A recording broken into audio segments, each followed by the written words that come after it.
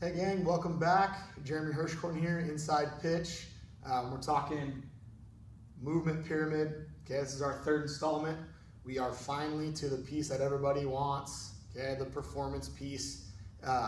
Now, this is the tip, right? This is the most intense portion of the movement pyramid, and really, this is an unnecessary point to get to for most people.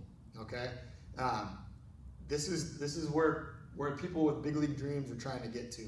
Okay, this is a high level. This is people getting paid to perform something that most people can't do. It's a place where it's a body image that maybe most people don't really need to aspire to. It's kind of beyond a healthy lifestyle. It's the next level beyond that. If you stay in that movement freedom tier, you're living a healthy lifestyle, and you're not going to look like the cover of a magazine, and you're not going to be making $1 million contracts if you stay in that movement freedom. But let's face it, most people aren't, going to rise above that point. It's a very select community of people that really need to strive for that performance piece. And a lot of people will strive for that, but they'll do it in a way where they're trying to skip some of these foundational pieces. So, for a lot of people, performance level is where a lot of injuries occur. It's when you're doing very repetitive motions over and over again to try to, practice makes perfect, right? But you're not supporting those actions with a good foundation and a good diverse practice. So it's just kind of unnecessary. You can't take a shortcut to get to that point. And you have to do a lot of little things to really maintain it. And that's the thing. Maintenance is a kind of a key word at that level where, cover models, they don't look like that walking around, the beach body competitions, they don't look like that all the time. It's hard to maintain that, so it takes a lot of time, and you have to cycle through, various stages just to kind of get that one perfect shot for the cover of a magazine. Or for an athlete, it's constant year-round building towards that.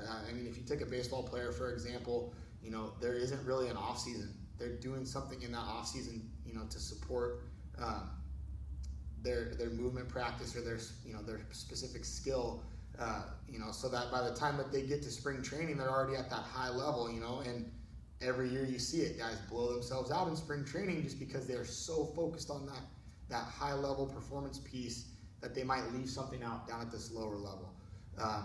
So be wary of the performance tier. For the average guy or gal, it's just unnecessary. You don't need to be at that level all the time. It's time to step back and look at, okay, what is healthy and what's happy for me. Because I can tell you, bodybuilders, a lot of them, they don't sleep well. Their job every day is to make sure that they eat enough calories and go to the gym for 6 to 8 hours a day, which is just, what else are you doing? So if that's what you really want to do and that's your passion and that's where you want to go with it, make sure that you're taking these other steps. But for the average guy or gal, living in this movement freedom tier is really, where your happiness is going to come from. And I want to take people to whatever level they want to be at.